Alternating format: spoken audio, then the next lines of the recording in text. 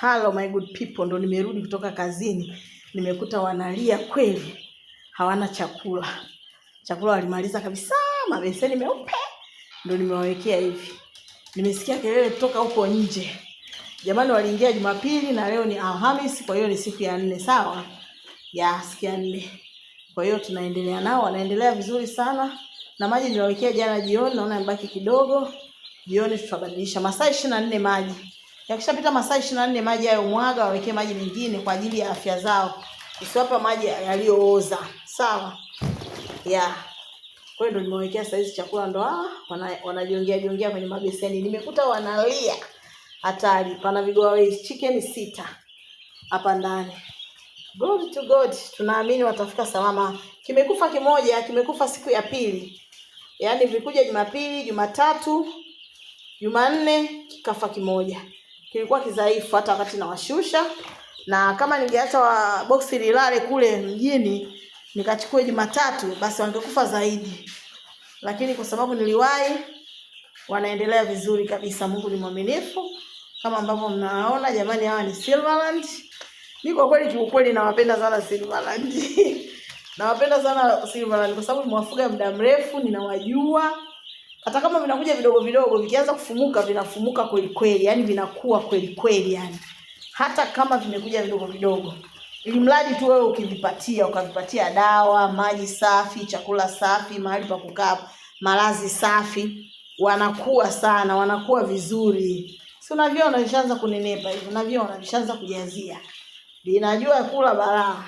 Gazeti hili sijalitandua. Kuna mtu jana aliuliza mbona amesema tunafanya usafi kila baada ya siku 3. Maidia uamuzi wako. Gazeti kama ilivyochafuka hivi unaweza ukalitandua, ukalitoa. Mimi gazeti naliacha kwa sababu na business na hii mbolea. Unaona mbolea ikichanganyika na ile pumba ya mpunga inakuwa sio nzuri sana. Haiwi pure mbolea, mapepe ya mpunga yanakuwa yametawala ile mbolea.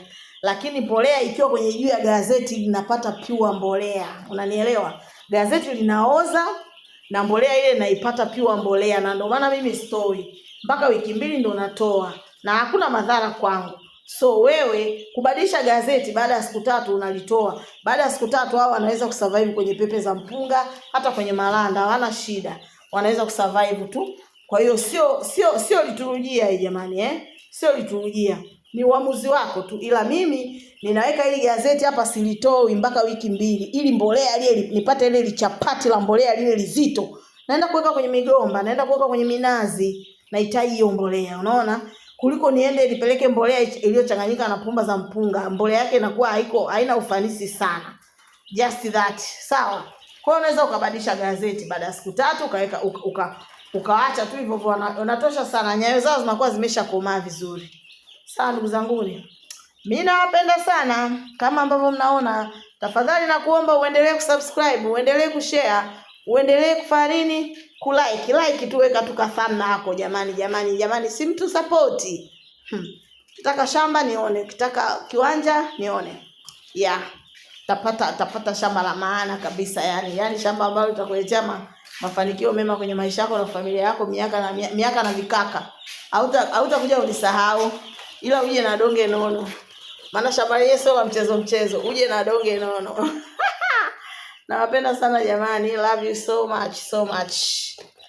Mashamba ambayo yako legit, yana hati, yana kila kitu, no migogoro, no